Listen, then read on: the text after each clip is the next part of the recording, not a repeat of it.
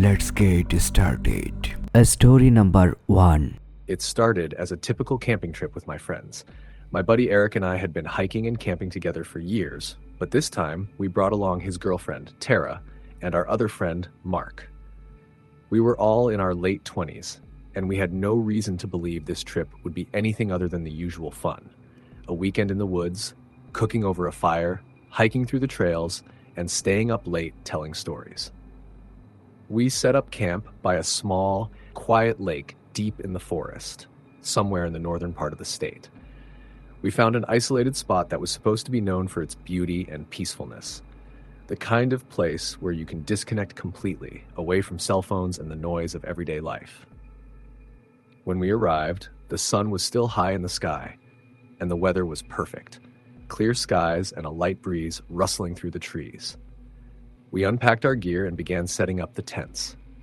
As we worked, I noticed a strange, almost unnatural stillness in the air, a quiet that felt different from other camping trips I'd been on. It wasn't unsettling at first, just peculiar.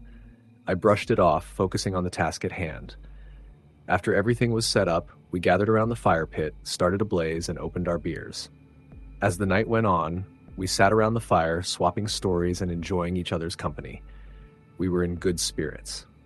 But as the evening wore on, a weird tension began to settle in. It wasn't anything overt, just a subtle unease, like the air had thickened around us. We joked about it at first, making light of the fact that the woods seemed too quiet. No animals, no insects, nothing but the sound of the crackling fire and the occasional breeze. Mark, who had always been the skeptic, decided to try to lighten the mood by telling a scary story.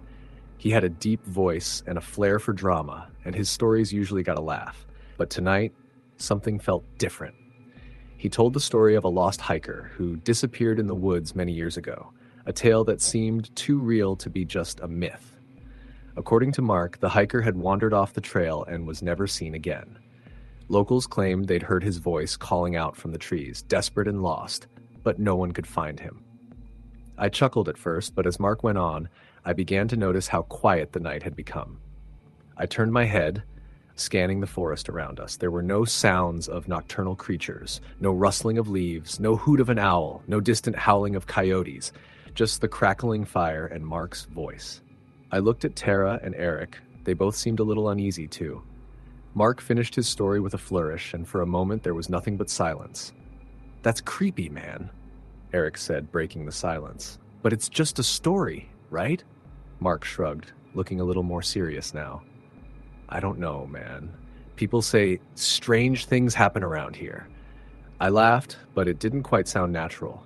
I was starting to feel like there was something off about this place.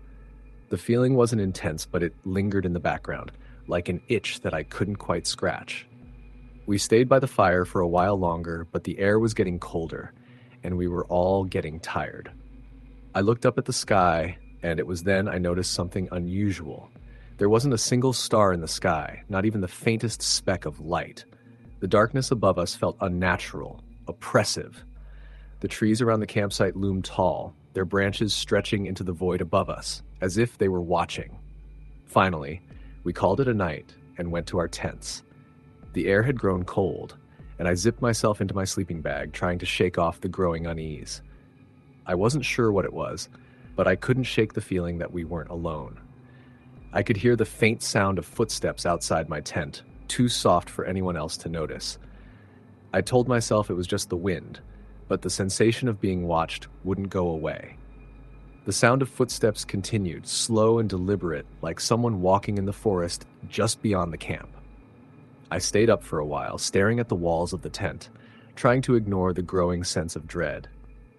I tried to rationalize it. There were animals in the woods, probably deer or raccoons, but somehow it didn't feel like that. It felt like something more. I was about to fall asleep when I heard it. A voice, a soft whisper, coming from somewhere in the distance. Help. It was faint, so faint I wasn't sure if I had actually heard it or if it was just my mind playing tricks on me. I lay still, straining to listen. There was silence for a long moment, then the voice came again, louder this time. Help me. I froze, my heart racing.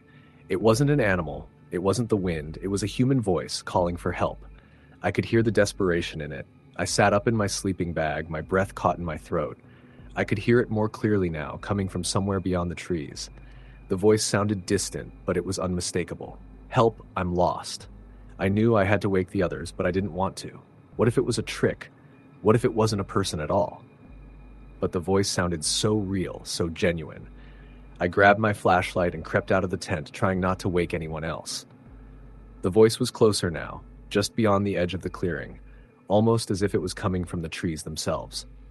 Please, help me. I couldn't ignore it any longer. I stepped forward, holding the flashlight out in front of me.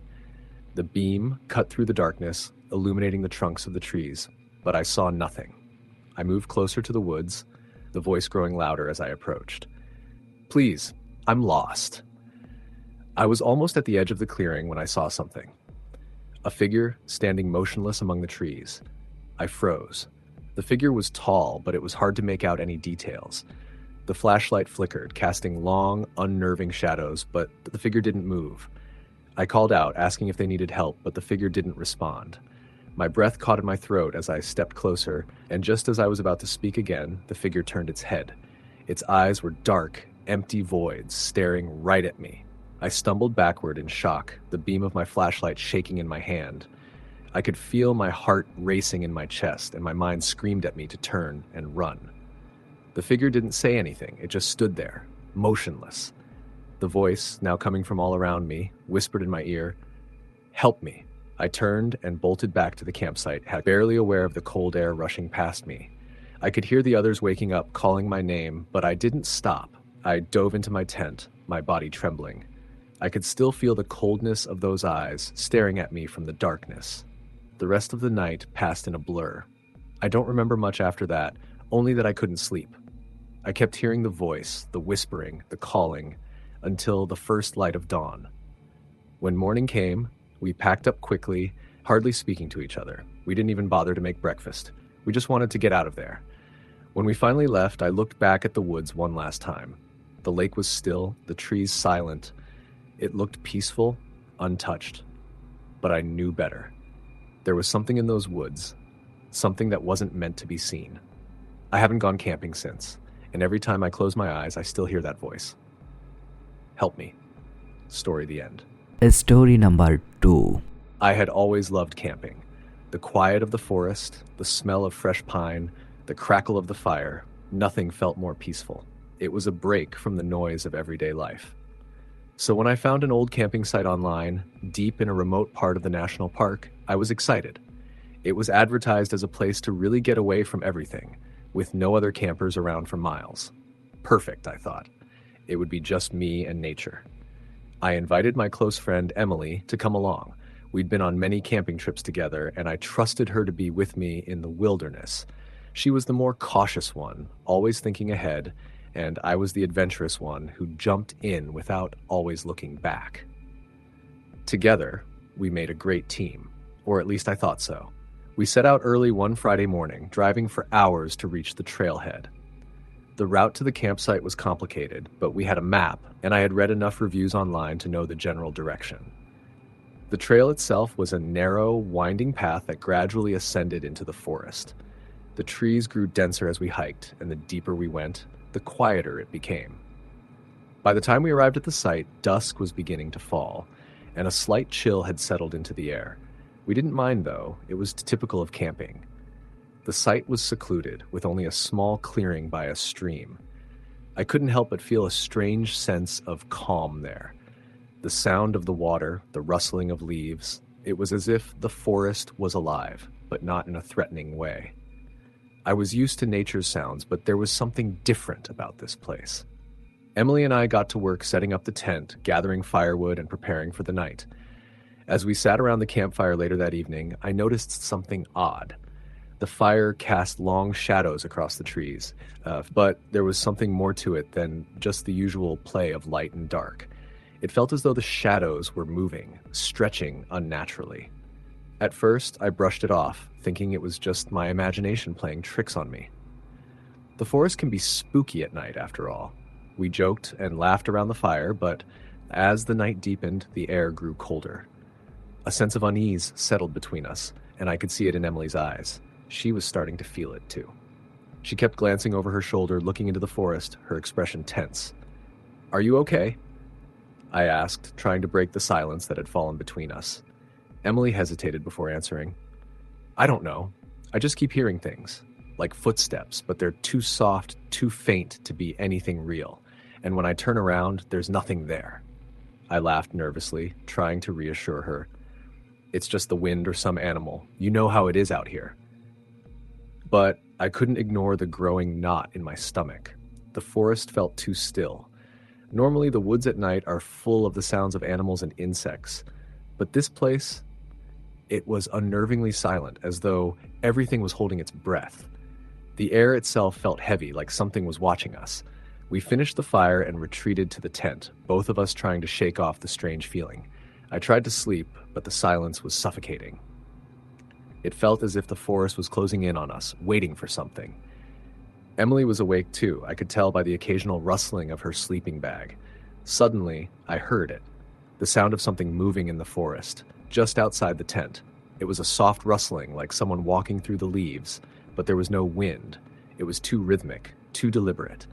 My heart skipped a beat. "Did you hear that?" I whispered to Emily, my voice tight with fear. She didn't answer immediately. When she did, her voice was barely a breath. "Yes, I hear it."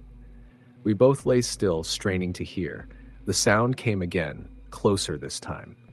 I could feel my pulse racing in my throat. I reached for the flashlight, but I hesitated. What if it was just an animal? What if it wasn't? The footsteps stopped. There was a long silence, and then, out of nowhere, there was a low whisper. It was faint, but unmistakable, coming from the woods just beyond our tent. The voice was a woman's, soft and guttural. I couldn't make out the words, but there was no mistaking the urgency, the pleading tone in her voice. My breath caught in my throat. Emily was already sitting up, her eyes wide with fear. I grabbed her arm, trying to keep my voice steady. "Stay quiet. Don't move." We waited in the darkness, not daring to make a sound, but the whispers continued, now growing louder, more frantic. I was terrified, but I couldn't move. My mind raced, trying to make sense of it. The voice seemed to be calling for help, or maybe warning us. I couldn't tell. Minutes passed, or maybe hours. I had no idea how much time had gone by, but eventually the whispers stopped. The silence that followed was suffocating. We stayed frozen, not daring to speak, listening intently for any sign of movement. Then the sound of footsteps returned. This time, they were louder, almost too close. I felt the hair on the back of my neck stand on end. Without thinking, I grabbed the flashlight and turned it on, throwing the beam of light into the dark. Nothing.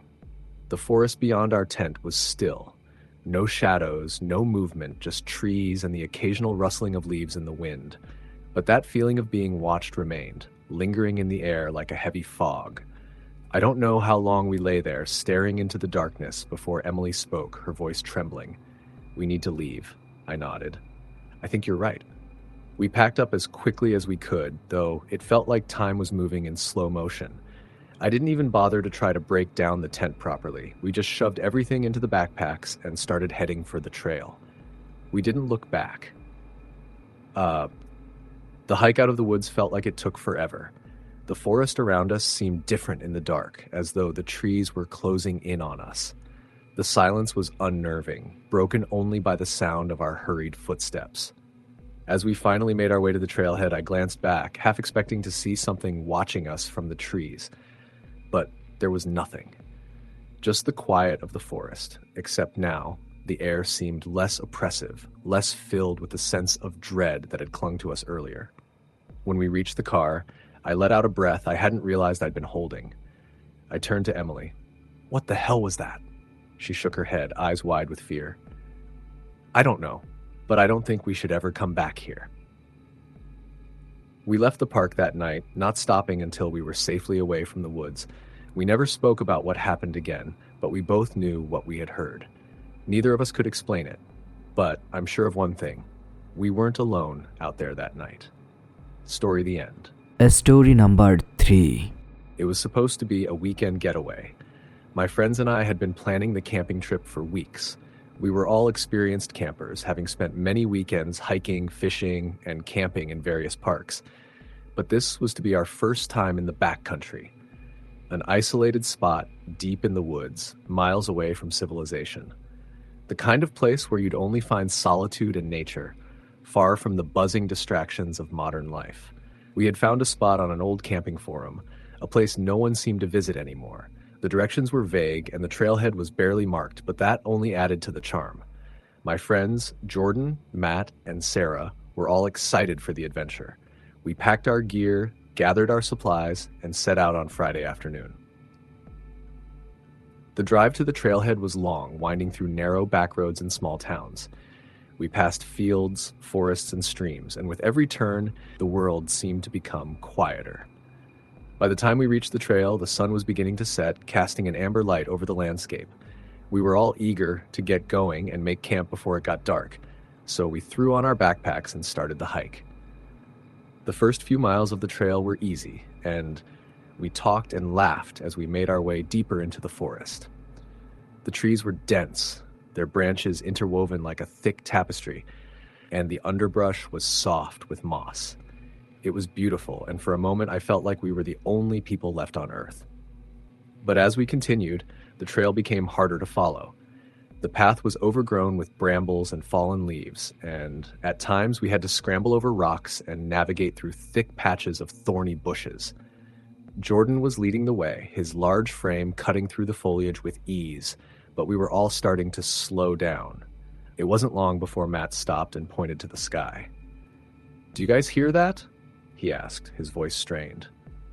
We all fell silent. At first, I thought he was just talking about the sounds of the forest, birds, rustling leaves, maybe a distant animal. But then I heard it too. A faint, high-pitched sound like someone whistling.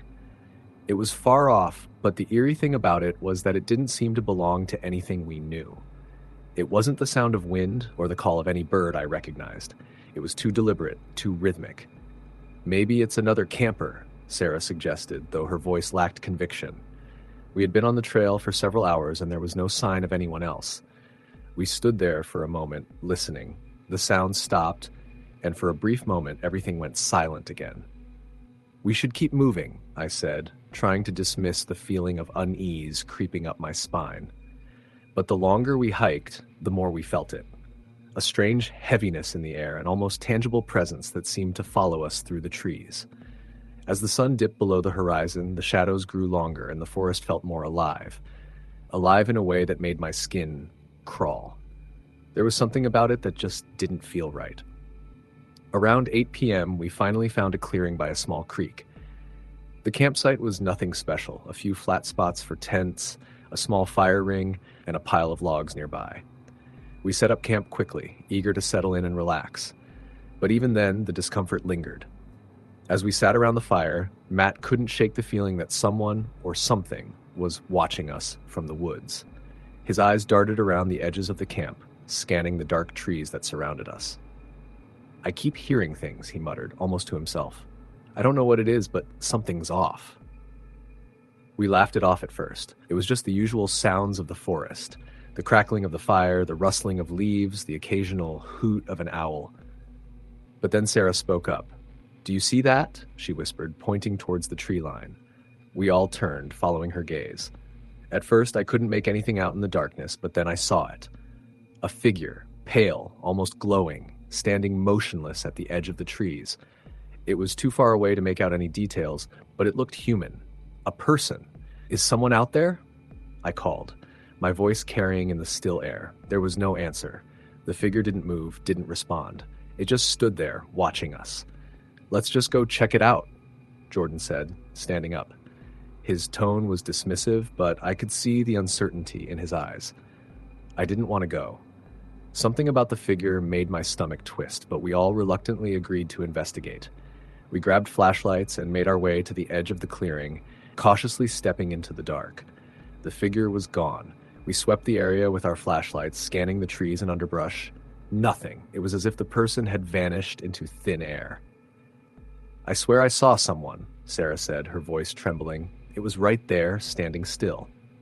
We all stood in uneasy silence, unsure of what to do next.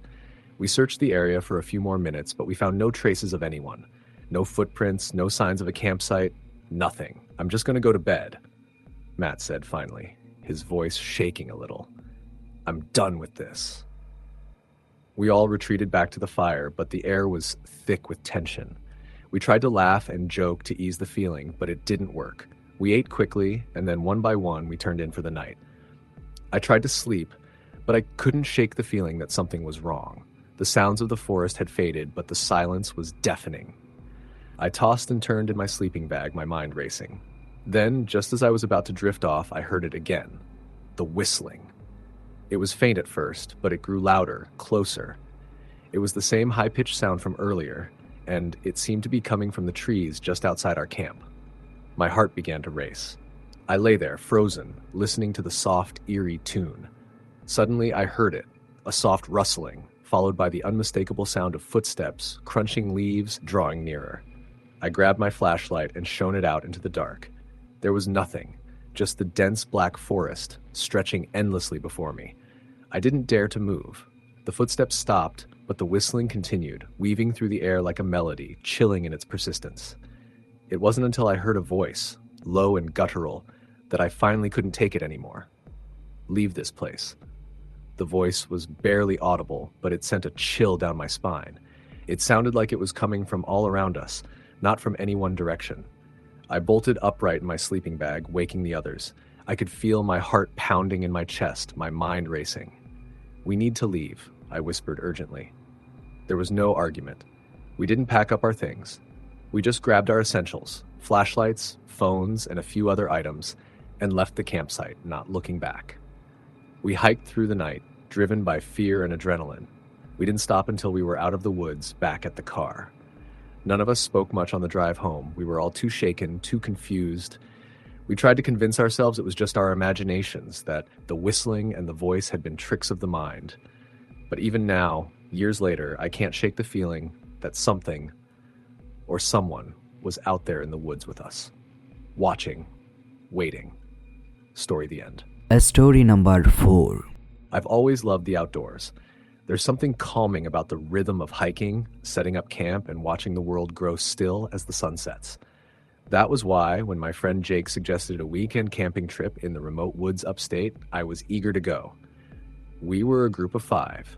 Jake, his girlfriend Megan, me, my cousin Tom, and another friend, Laura. We had all been camping before, but this was a little different. It was a spot Jake had discovered online, known for its quiet, untouched wilderness.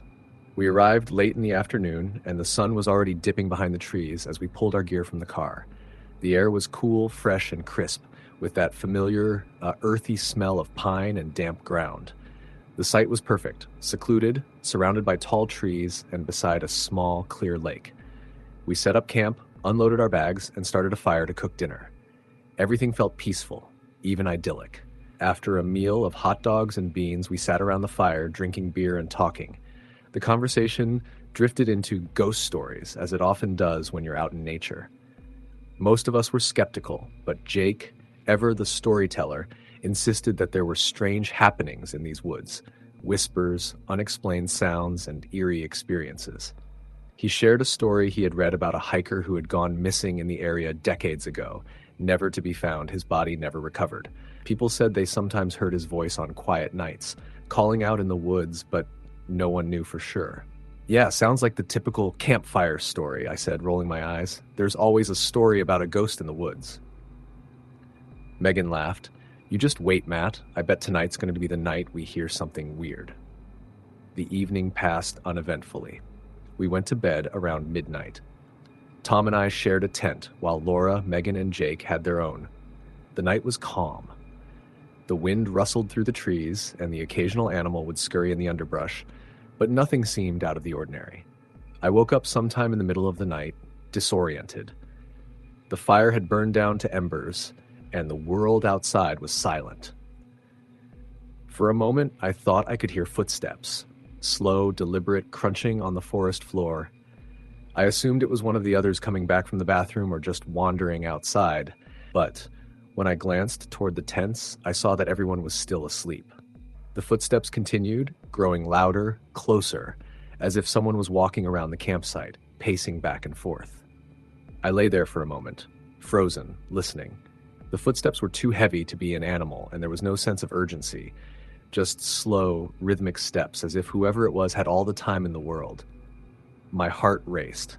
I didn't want to wake anyone just yet, so I stayed still, hoping it was just my mind playing tricks on me in the quiet of the night. Then came the whisper. Help. I sat up in my sleeping bag, my breath caught in my throat. The voice was faint, but it was unmistakable. It sounded human, hoarse, desperate. My eyes adjusted to the darkness, but I could see nothing. I waited, listening. The voice came again. Help me. It was so soft, barely audible, but I could hear it clearly, coming from the trees just outside our camp. The footsteps stopped. I don't know why I did it, but I grabbed my flashlight and unzipped the tent, stepping cautiously out into the cold night air. I shone the beam of light toward the trees. Nothing. The woods were still. I turned in a slow circle, scanning the darkness. There was no one there. Matt? A voice called from the tent behind me. It was Tom, sounding groggy. What the hell are you doing? I thought I heard something. I started, but then I stopped, feeling like an idiot. It didn't make sense. There was no reason for me to be out here alone, in the dark, searching for... what? A ghost? Tom got out of the tent, rubbing his eyes. You're hearing things, man. Let's just get back to sleep. I didn't answer. I kept looking toward the trees. Something felt wrong, like we weren't supposed to be there. The woods felt alive in a way I couldn't explain, like something was watching us. The rest of the night passed without incident, but I didn't sleep well. I kept hearing small noises, branches cracking, the wind shifting, the sound of something moving in the distance. But when morning came, I brushed it off. Maybe I'd been too paranoid. The next day, we spent the afternoon hiking, laughing, and exploring the woods. We found a small waterfall and took some photos. Nothing seemed out of the ordinary, but as we headed back to camp in the late afternoon, something caught my eye. Something strange. A figure in the distance, standing at the edge of the forest, watching us. At first, I thought it was just a trick of the light, a tree or a rock in the shape of a person. But as I looked closer, the figure shifted slightly, as if it had been standing still for a long time, waiting for us to notice. My heart skipped a beat. I turned quickly to Tom, who was walking beside me. Did you see that? What? He asked, confused. I pointed toward the figure, but when we both looked, it was gone. Never mind, I said, trying to brush it off. Maybe it was just my imagination. That night, the unease I'd felt before returned. The air seemed too thick, the woods too silent. As we sat around the campfire, everyone seemed on edge, though we didn't talk about it directly. I caught Megan glancing nervously over her shoulder several times, as though expecting something to emerge from the trees. Jake, too, seemed distracted, his eyes constantly scanning the darkness. When the fire finally burned low, we decided to turn in early. We were all exhausted, physically and mentally, from the hike. But just as I was about to close my eyes, I heard it again, the faint sound of footsteps, slow and deliberate, just outside our camp. I froze. The others were already asleep. I tried to tell myself it was just an animal, but it wasn't. The footsteps didn't sound like an animal. They were too heavy, too deliberate. My heart pounded as I lay perfectly still, listening. Then, the whisper came again. Help. It was closer now. I could hear it coming from the trees, right behind the tent. It sounded like someone was standing just beyond the campfire's reach, waiting for us to notice. I couldn't take it anymore. I woke everyone up, my voice shaking as I called their names, telling them about the footsteps, the whisper. We all got out of our tents, shining our flashlights around the camp, but we saw nothing. Matt, you're freaking us out, Megan said, trying to calm me down, though her voice was a little more strained than usual. I'm not kidding. There's something out there, I said, voice tight. The others didn't seem convinced, but they reluctantly agreed to stay up for a while. We sat around the dying embers of the fire, listening to the silence, and then we heard it again, this time louder, more distinct. Help me. This time, we all heard it. Everyone went still, eyes wide in the dark. I stood up, heart racing. That's not just an animal. Someone's out there. We need to go check it out. Laura's voice was shaky. I think we should pack up and leave. This doesn't feel right. We all agreed, packed up our tents in a hurry, and left in the dark, our flashlights casting wild, jittery beams as we hurried back to the car. We never went back to that campsite.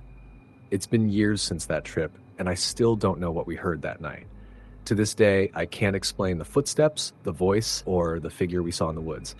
But something was out there, something that didn't want us to stay. Story the end.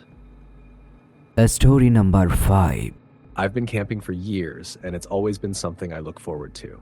The fresh air, the solitude, the nights by the fire, everything about it has been a balm for my mind. But one trip, one place, changed that forever. It all started a couple of years ago when my friends and I decided to head out to an off-the-beaten-path camping spot, one that was supposedly quiet, remote, and perfect for a weekend away from the grind of everyday life. A little too perfect, I would come to realize. We arrived at the trailhead just as the sun was beginning to dip below the horizon. There were only 4 of us, me, Jason, Claire, and Matt. We had made the decision to hike in a couple of miles to find the camping spot, thinking it would be more secluded that way. The closer we got to the site, the quieter the forest became. The usual sounds of rustling leaves, bird calls, and the occasional animal scampering through the brush were noticeably absent. It was an unnerving silence that settled over us the deeper we hiked. Matt had commented on it early on, but we just laughed it off, trying to convince ourselves that we were just imagining it. Still, there was a heaviness to the air that didn't feel right. As we made our way through the dense woods, the light started to fade quickly. By the time we arrived at the site, it was nearly dark. The clearing was small but peaceful, nestled next to a stream that cut through the forest like a vein of life.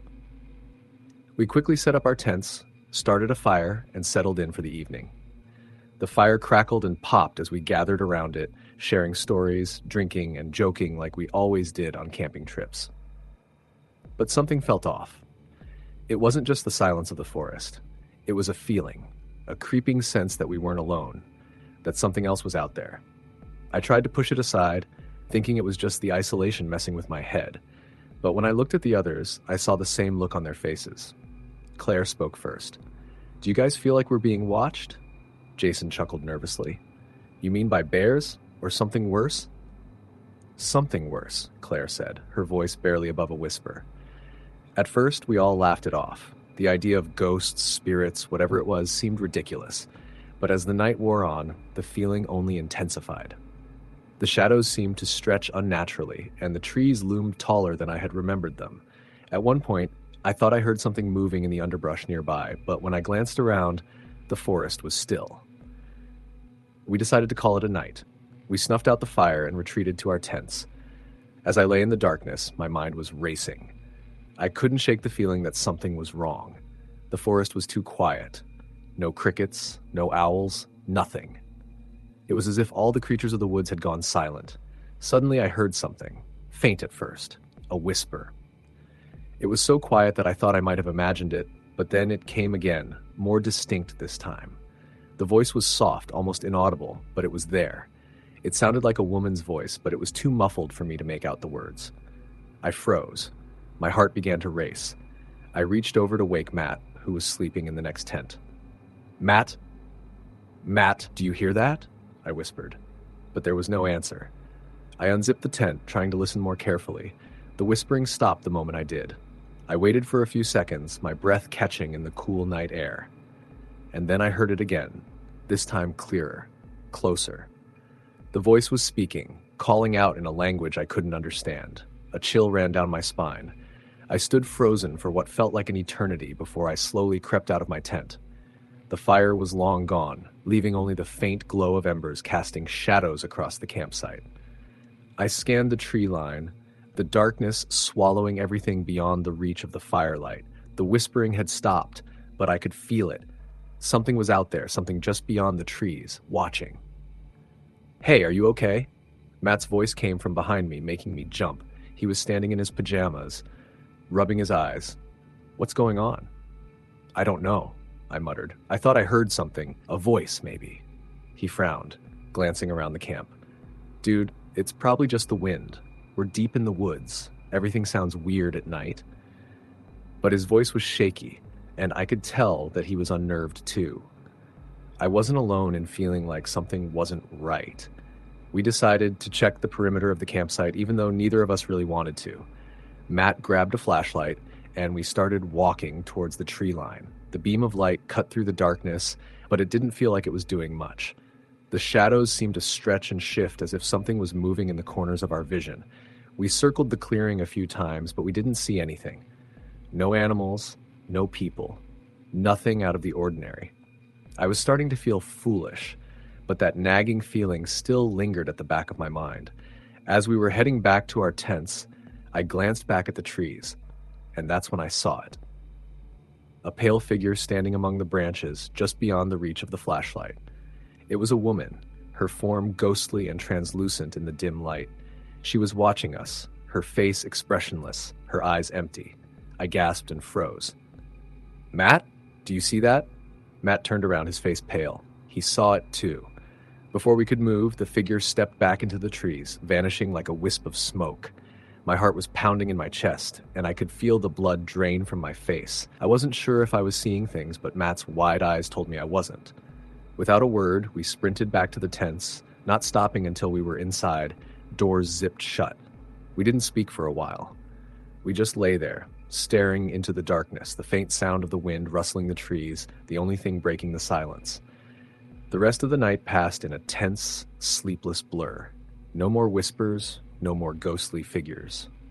But we all felt it, the overwhelming sense that we weren't alone. By the time the first light of dawn broke, we were packed up and ready to leave. There was no discussion about it. We didn't want to wait any longer than we had to.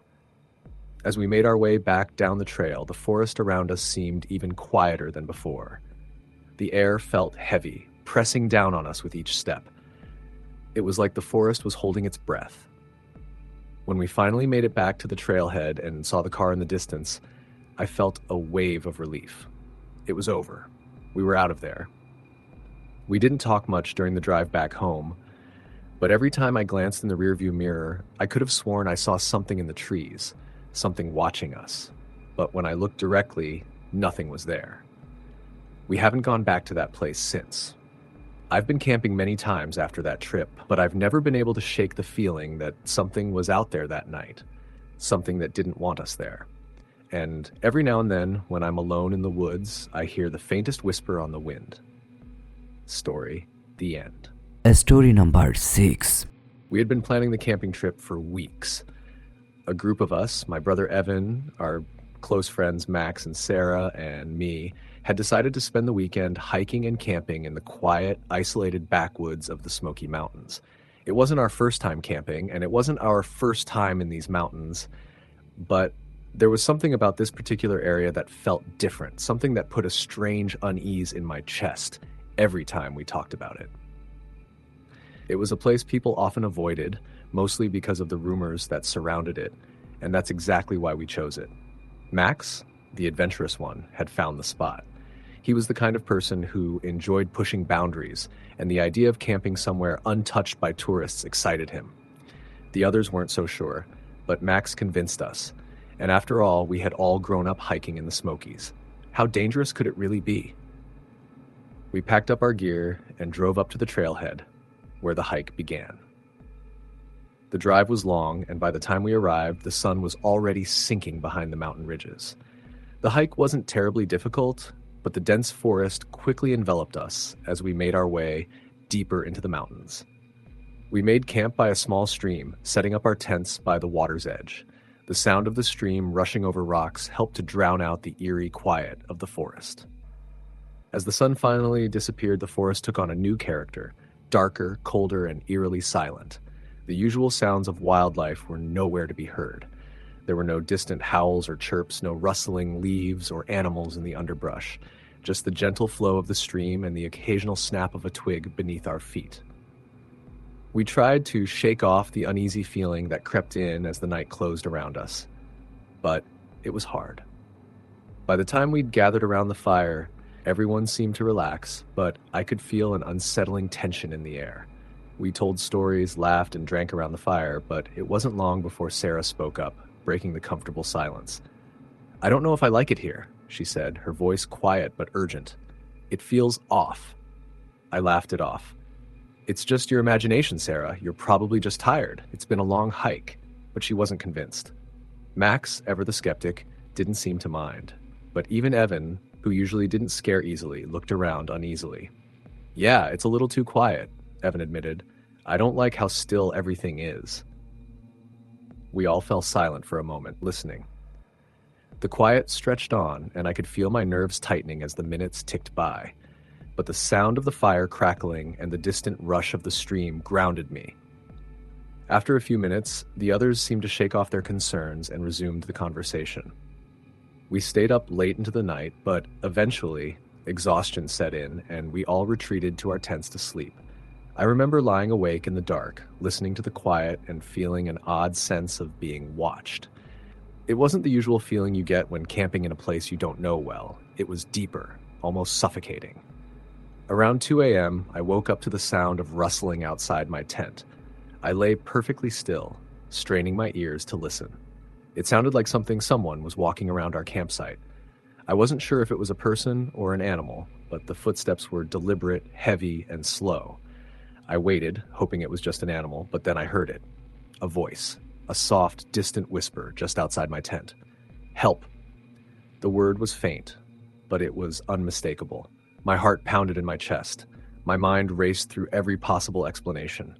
Could it be one of the others? But no one had called out like that, and it wasn't a voice I recognized. The whisper came again. "Help me." I sat up in my sleeping bag, my breath shallow. I wanted to call out to wake the others, but I couldn't move. It felt like something was keeping me frozen, like if I moved or made a sound, whatever it was outside would notice me. I didn't know what to do. My thoughts were scrambled as I listened to the voice, which was growing fainter, but still there. Finally, after what seemed like an eternity, the footsteps stopped and the whispering ceased. I lay there, wide-eyed, trying to steady my breathing. My pulse was racing and I was shaking from head to toe. I waited for what felt like hours before I dared to unzip my tent and peer outside. The night was still, not a single sound except for the rush of the stream. The fire had burned down to embers, casting faint shadows on the ground. I couldn't see anything in the dark woods, but I felt an overwhelming sense of being watched. I forced myself to take a deep breath, stepped outside, and quietly made my way to Evan's tent. I didn't want to alarm anyone, but I needed someone else to be awake with me. I tapped on his tent, whispering his name. After a few moments, he unzipped the flap and poked his head out, looking groggy. "What is it?" he asked, clearly annoyed but concerned. "I heard something," I whispered. "I heard a voice. I think someone's out there." Evan didn't say anything at first. He looked around, his eyes scanning the darkness. "It's probably nothing. It's probably just the wind or something. You've been in the woods all day. It messes with your head." I wasn't convinced. I could tell by the way Evan looked at me that he didn't believe me, but he didn't want to sound dismissive either. He sighed, stood up, and motioned for me to follow him. "Let's go check it out," he said. "But you're probably right. Just some animal." We grabbed our flashlights and stepped out into the night, the chill of the air seeping into our clothes. We moved cautiously, scanning the campsite and the dark woods around us, but there was nothing. No signs of anything unusual. No fresh tracks in the dirt, no rustling bushes, just the oppressive silence of the forest. We made our way back to the campfire, and I could feel my unease growing. The silence felt thicker now, almost suffocating. We stood there for a while, neither of us saying anything before I decided to go back to my tent. The night passed in restless fits. I woke several more times to strange sounds, more footsteps, more whispering, but I never saw anything. The next morning, the others were already awake, packing up their gear. "You okay?" Sarah asked as I approached the fire. She looked at me with concern in her eyes, sensing something was off. "I heard something last night," I admitted. A voice, like someone was out there, whispering for help. The others exchanged glances, but no one said anything right away. Max was the first to speak, his face serious. "Look, I've heard stories about this place," he said quietly. "People say that it's haunted, that sometimes you hear voices at night, especially near the stream."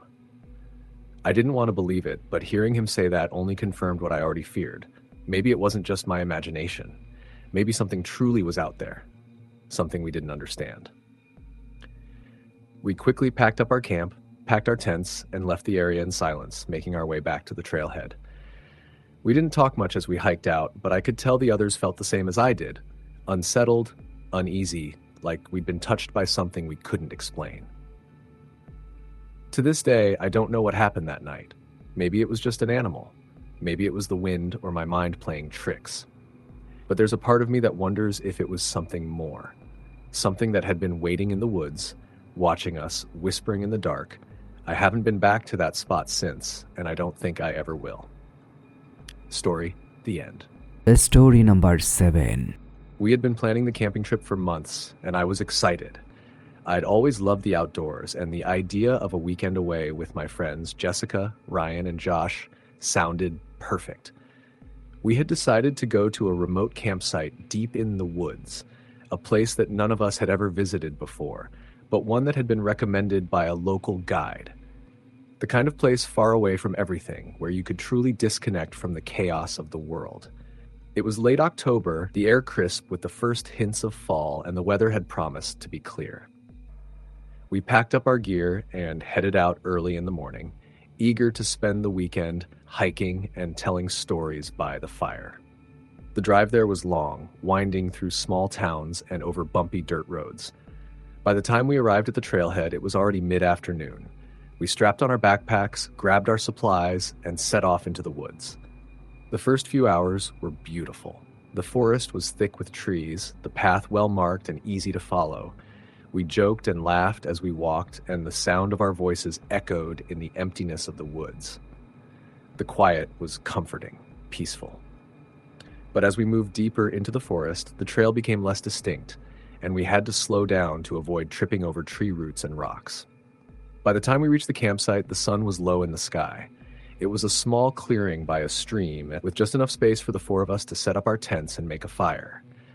We immediately started gathering wood, eager to get the fire going before night fell completely. The air had begun to cool, and the forest around us felt more still, more isolated. As the fire crackled and we settled down to eat, the sounds of the forest seemed to fade away. There were no birds chirping, no rustling leaves in the breeze, nothing. It was unsettling in a way I couldn't quite explain. Jessica, who was sitting across from me, looked around the campsite and frowned. "Is it just me, or is it way too quiet?" she asked, her voice a little lower than usual. I nodded. "Yeah, it's odd. I don't think I've ever been in the woods where there's absolutely no sound." Ryan laughed it off. "Maybe it's just a weird night. You know how things get in the woods sometimes." But even as he said it, I could see he wasn't entirely convinced. He kept looking over his shoulder, glancing into the trees around us as if expecting something to jump out. "Whatever it is, I'm just glad we're here," Josh said, attempting to lighten the mood. "This is perfect." The night wore on, and as the fire burned down to embers, we decided to turn in. We didn't talk much as we crawled into our tents, but there was an unspoken tension between us. I lay there in the darkness, trying to ignore the feeling that something was watching us. The wind had picked up, rustling the leaves above, but there was still that eerie silence in the air. I must have drifted off to sleep at some point, because the next thing I knew, I was jolted awake by a sound.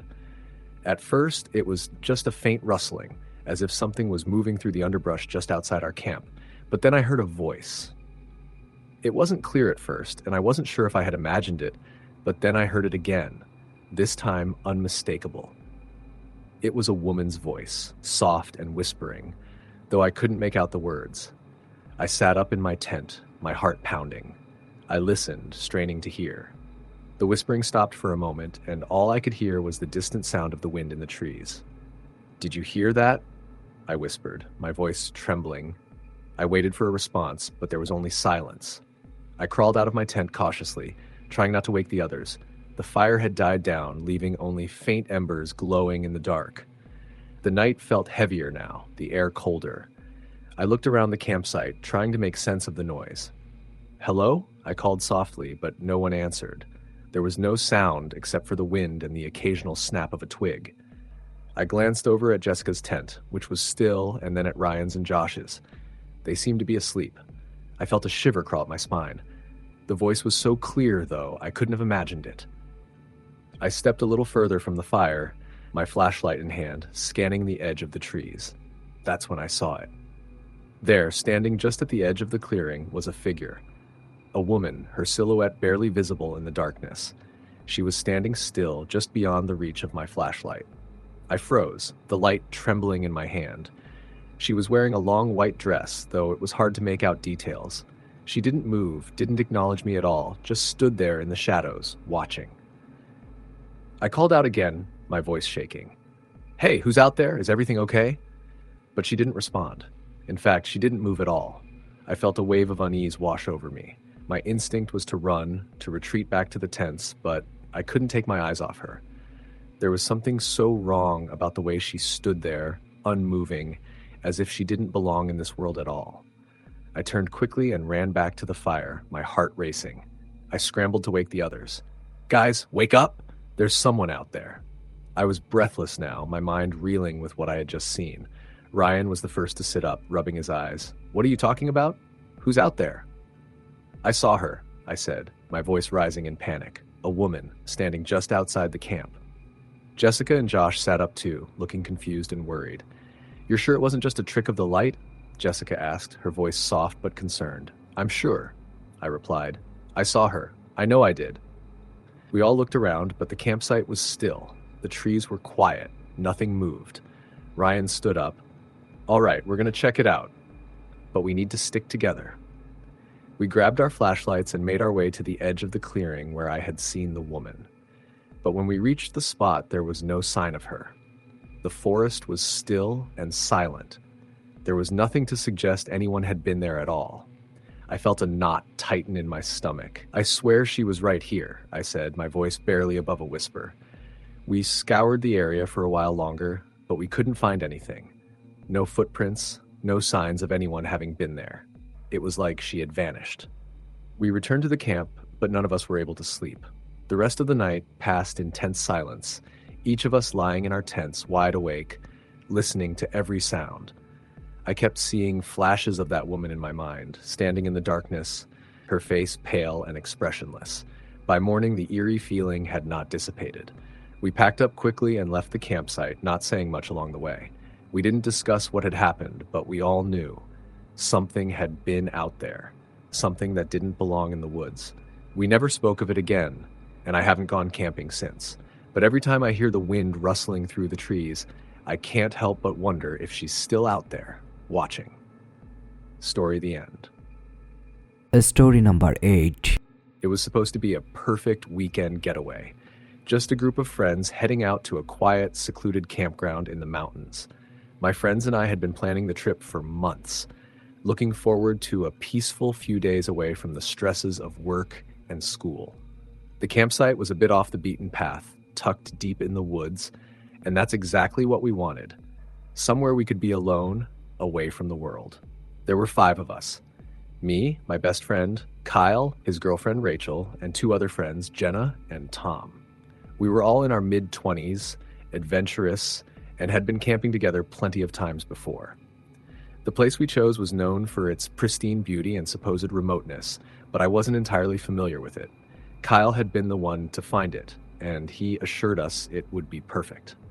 We arrived late in the afternoon, just before sunset, and started setting up our tents by a quiet stream that wound its way through the forest. The air was crisp and the ground soft with a recent rain. There was a serene, almost magical quality to the place. The trees were tall and dense, their branches weaving together to form a canopy that blocked out much of the fading sunlight.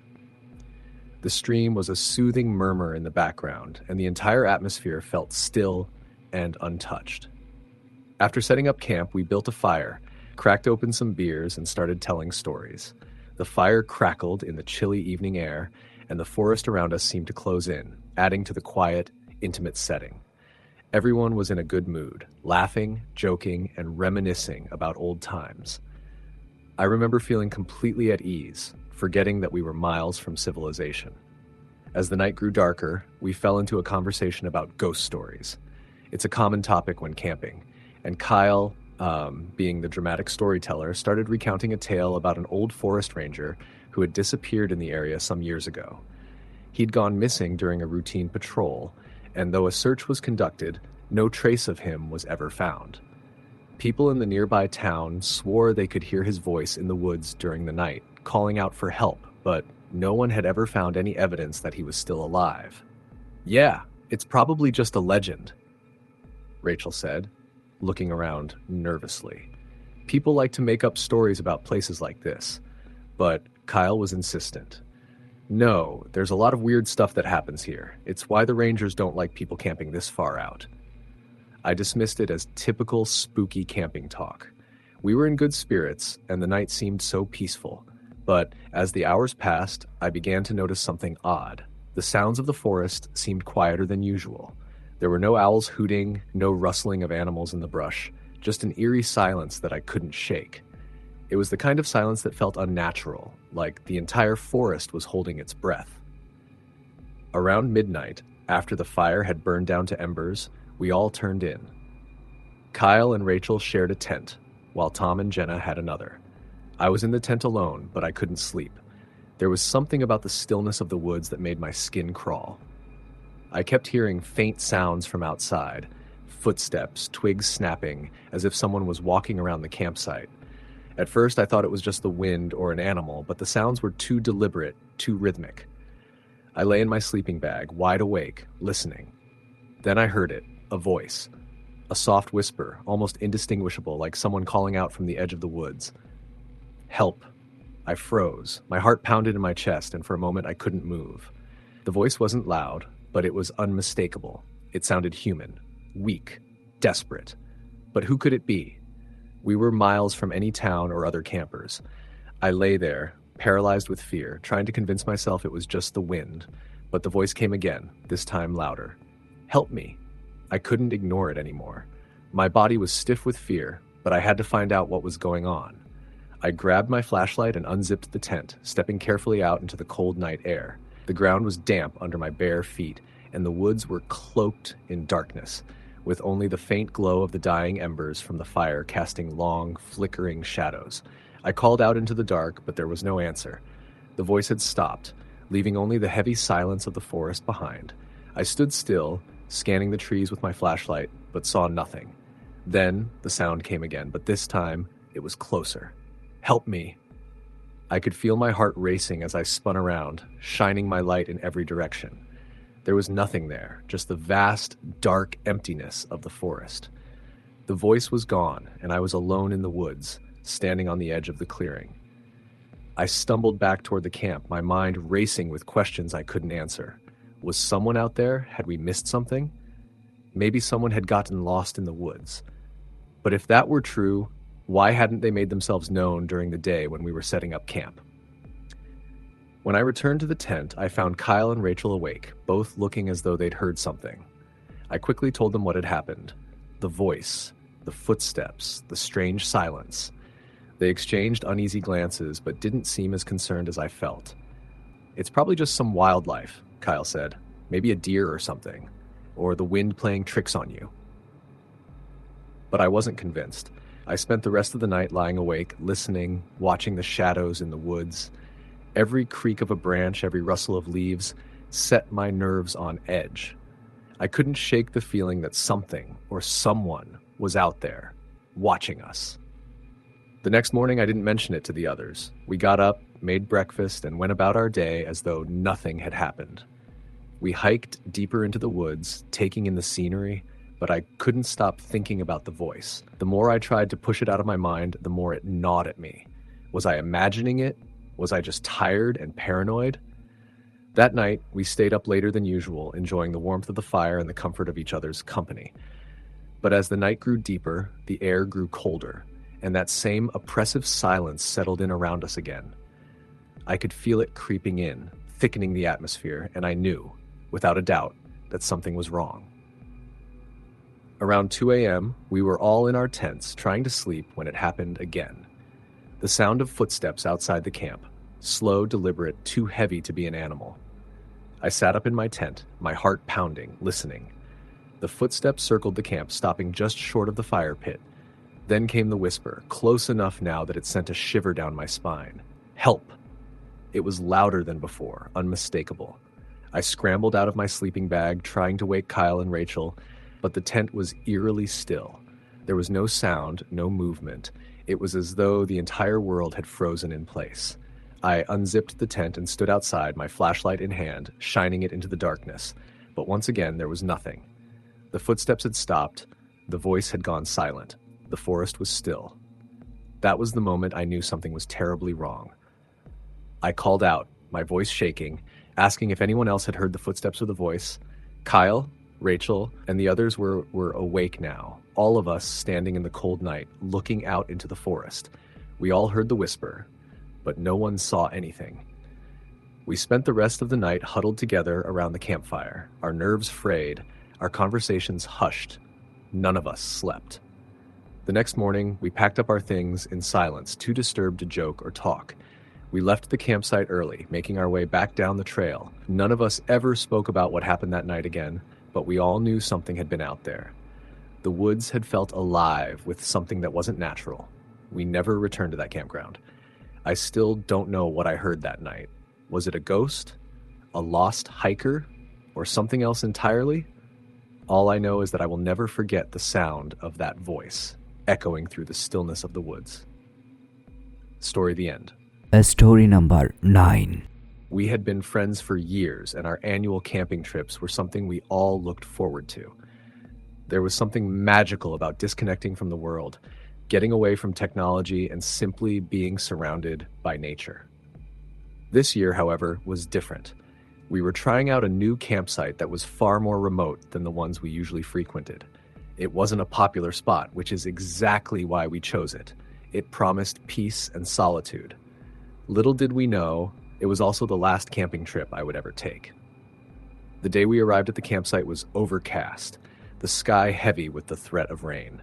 The hike in had been longer than we anticipated, but the scenery was beautiful. Tall trees, thick underbrush, and the occasional flash of a deer darting into the shadows. As we trudged along, our conversation flowed easily. There were 5 of us, myself, my girlfriend Sarah, my best friend Mark, his girlfriend Rachel, and our mutual friend Alex. We were all excited to finally reach the campsite, set up our tents, and have a peaceful evening around the fire. When we arrived, we were relieved to see the spot was empty, just a small clearing by a quiet creek. The sound of water flowing over rocks was soothing, and the air smelled fresh and crisp, as if we were the first humans to step foot in this part of the forest in years. We wasted no time setting up camp. Tents were pitched, firewood gathered, and soon enough we were sitting around a crackling fire, enjoying our dinner and the warmth of the flames. As night fell, the forest around us grew eerily quiet. The typical nighttime sounds, the chirping of crickets, the calls of owls, were noticeably absent. Instead, there was a heavy silence, as though the entire forest was holding its breath. We tried to ignore it, chalking it up to the isolated location. Mark cracked open a few beers. Rachel pulled out a guitar, and we settled into our usual camping rhythm, telling stories, laughing, and enjoying the peaceful night. But around midnight, things started to feel off. It wasn't any one thing. It was more of an unsettling atmosphere, like an invisible weight pressing down on us. We all noticed it at once, though no one spoke about it. The fire flickered oddly, casting strange shadows on the trees around us.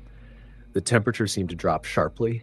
The chill crept in, even as we huddled closer to the flames. Then the whispers started. At first, we all assumed it was the wind. It was a windy night, after all, and the trees had a way of creaking and groaning. But these sounds, these whispers, were different. They weren't the sound of wind in the branches. They were low, almost unintelligible, like someone was standing just outside the light of the fire and muttering under their breath. "Did anyone hear that?" Alex asked, his voice tinged with nervousness. "I heard it too," Rachel said, her fingers pausing on the guitar strings. "It's like voices, really faint." We all fell silent, straining our ears. For a moment, there was nothing, just the sound of the creek running through the night. But then, just as I began to convince myself it was nothing, I heard it again. A faint whisper, too low to understand, but distinct nonetheless. It was coming from the woods, from somewhere beyond the reach of the firelight. "Who's out there?" I called out, my voice a little too loud, too forceful. No answer. But the whispers persisted, growing louder. I stood up, feeling a mix of fear and curiosity. Mark followed me, and the rest of the group got to their feet, unease spreading across their faces. "Should we check it out?" Mark asked, his hand on his flashlight but his voice shaky. No, it's probably just an animal or something, I said, but I could tell that none of us were convinced. The air was too still, the night too quiet, for it to be anything natural. We decided to stay near the fire, but as we sat back down, I noticed something strange. None of us felt comfortable sitting with our backs to the trees. We kept turning around as if expecting someone to be standing just beyond the light, watching us. The whispers seemed to be all around us now, coming from the trees, swirling in the breeze. It wasn't just one voice anymore. It sounded like several people, all speaking in low tones. This isn't funny anymore, Sarah said, her voice trembling. I agree, Rachel added. Maybe we should just go to bed. I wanted to suggest the same. The atmosphere had turned oppressive, and I could feel a knot of dread growing in my stomach. But as we prepared to head to our tents, something happened that made us all freeze. A figure appeared at the edge of the firelight. At first, I thought it was one of us. Someone had gotten up and moved toward the trees. But when the figure didn't move, when it remained perfectly still, I realized it wasn't one of us. The person was tall, thin, and dressed in tattered clothing, their form obscured by shadows. The face was hidden, but there was something wrong about them. The way they stood, unnaturally still, sent a chill through my bones. Who's there? I called out, my voice shaky. The figure didn't respond. Instead, it slowly stepped forward, moving with a strange jerky motion, like it was being controlled by invisible strings. It took another step, then another, until it was almost at the edge of the firelight. I could see more details now. The clothes were old, faded, and torn. But what struck me was the face, or rather the lack of one.